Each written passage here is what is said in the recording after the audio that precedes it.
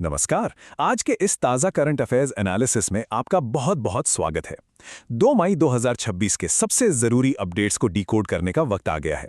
आज का हमारा ये पूरा सेशन एक बेहद क्रिस्प और सुव्यवस्थित स्टडी गाइड के फॉर्मेट में डिज़ाइन किया गया है। मकसद बिल्कुल साफ है, जो भी अहम जानकारी है वो सीधे आपके दिमाग में छप जाए। तो चलिए बिना किसी देरी के सीधा शुरू करते हैं और आज के ज़रूरी तथ्यों पर नज़र डालते हैं। आज के हमारे सफ़र का रोड मैप बिल्कुल क्लियर है। चीजें आसानी से याद रहें, इसके लिए हमने आज के अपडेट्स को 4 हिस्सों में बांट दिया है।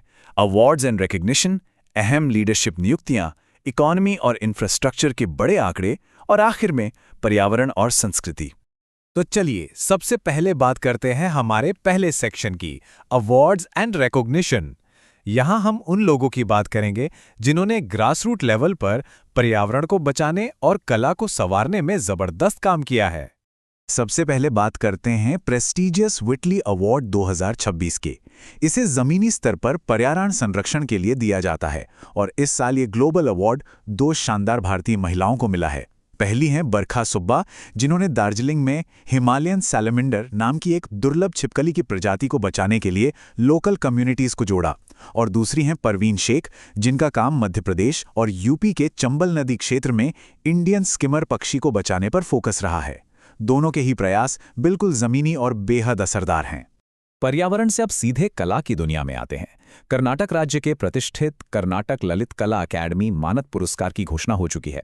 इस बार ये सम्मान मशहूर चित्रकार एम.जी. डोडामणि को दिया गया है। इनकी पेंटिंग्स की सबसे खास बात यह है कि ये मुख्य रूप से महात्मा गांधी के विचारों और हमारे संवैधानिक मूल्यों पर आधारित होती हैं। 1966 में बनी इस अकेडमी की तरफ से इस सम्मान के तहत 50,000 रुपए की पुरस्कार राशि दी जाती है। चलिए अब आगे बढ़ते हैं अपनी स्टडी गाइड के दूसरे सेक्शन की तरफ, लीडरशिप और रणनीतिक नियुक्तियां। देखते हैं कि कॉरपोरेट और सरकारी महकमों की कमान अब किन नए हाथों में गई है। नई नियुक्ति को समझने से पहले थोड़ा NCLT यानी नेशनल कंपनी लॉ ट्रिब्यूनल को समझ लेते हैं।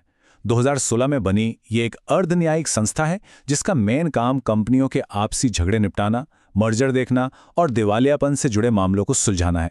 जाहिर है इस संस्था के पास एक बहुत बड़ी और क्रिटिकल जिम्मेदारी होती है।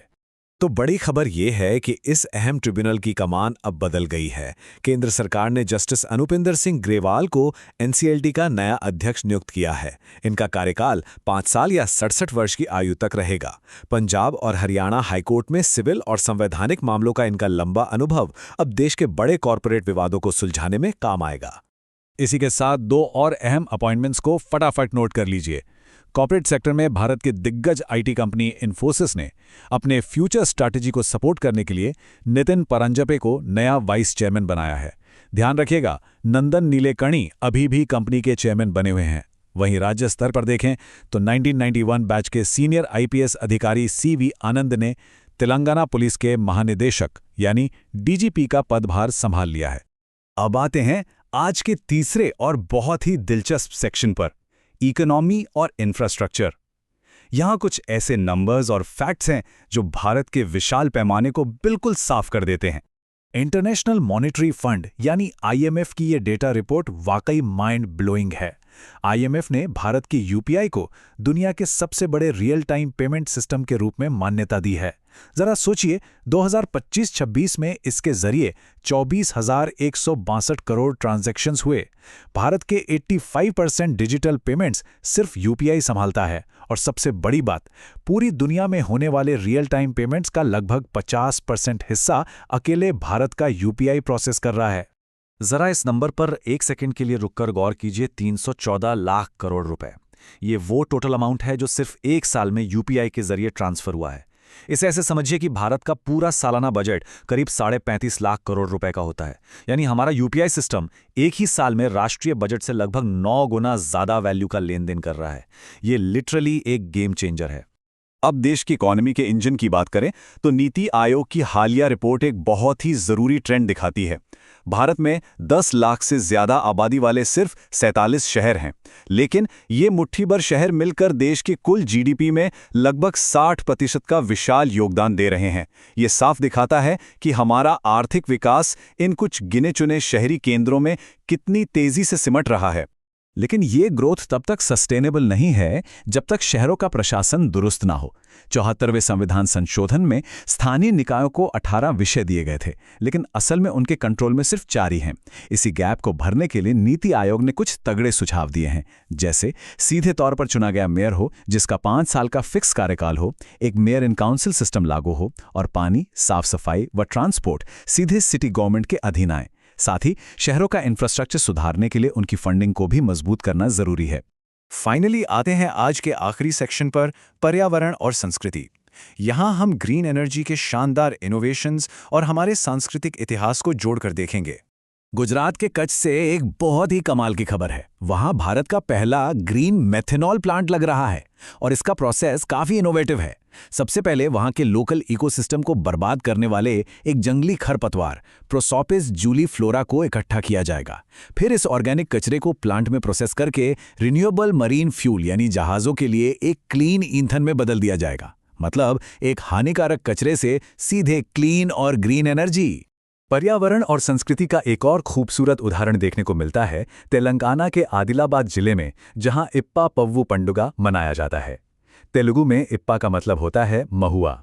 जब महुआ के फूल खिलते हैं तो आदिवासी समुदाय एक साथ आकर ये उत्सव मनाते हैं और इन फूलों से आयरन से भरपूर बेहद पौष्टिक लड्डू बनाते हैं। ये सिर्फ एक त्योहार नहीं है, ये आदिवासी अर्थव्यवस्था और उनके सदियों पुराने पोषण विज्ञान का एक शानदार जश्न है। जमीनी स्तर और श्रम की बात हो रही है तो 1 मई को मनाए जाने वाले अंतर्राष्ट्रीय श्रमिक दिवस की हिस्ट्री को भी रिकैप कर लेते हैं। इसकी शुरुआत 1886 में अमेरिका के शिकागो में हुए हे मार्केट प्रोटेस्ट से हुई थी, जहां 8 घंटे की शिफ्ट की मांग की गई थी। भारत की बात करें तो इसे पहली बार 1923 में चेन्नई में लेबर किसान पार्टी ऑफ हिंदुस्तान ने मनाया था और 2025 में इसकी थीम पूरी तरह से श्रमिकों का सम्मान करने और समाज में उनके योगदान को मान्यता देने पर केंद्रित रही। और हाँ, भारत में मजदूरों के अधिकार सिर्फ एक दिन मनाने की चीज नहीं है, ये सीधे हमारे संविधान से जुड़े हुए हैं। आर्टिकल 23 जबरन और बंधुआ मजदूरी पर पूरी तरह रोक लगाता है। आर्टिकल 24 कहता है कि 14 साल से कम उम्र के बच्चों से मजदूरी नहीं करवाई जा सकती। और डायरेक्टिव प्रिंसिपल्स का आर्टिकल 42 राज्यों को निर्देश देता है कि वे काम करने की मानवीय परिस्थितियां सुनिश्चित करें और महिलाओं के लिए मैटरनिटी लीव की व्यवस्था करें। तो आज का ये सेशन हम एक बहुत ही दिलचस्प सवाल के साथ खत्म करेंगे। जरा सोचिए, एक तरफ हमारा देश पूरी दुनिया के आधे रियल टाइम डिजिटल पेमेंट्स अकेले प्रोसेस कर रहा है और दूसरी तरफ एक जंगली खरपतवार से एडवांस्ड ग्रीन फ्यूल बनाने जैसी जमीनी स्तर की सस्टेनेबिलिटी पर भी काम कर रहा है। तकनीक के इस विशाल ग्लोबल स्केल और लोकल सस्टेनेबिलिटी का ये तेज कॉम्बिनेशन इस दशक के अंत तक भारत की आर्थिक स्थिति को कैसे बदल कर रख देगा, ये वाकई में सोचने वाली बात है। आज की स्टडी गाइड में बस इतना ही। नई जानकारियों और ऐसे ही सटीक विश्लेषण के साथ जल्दी फिर मिलेंगे।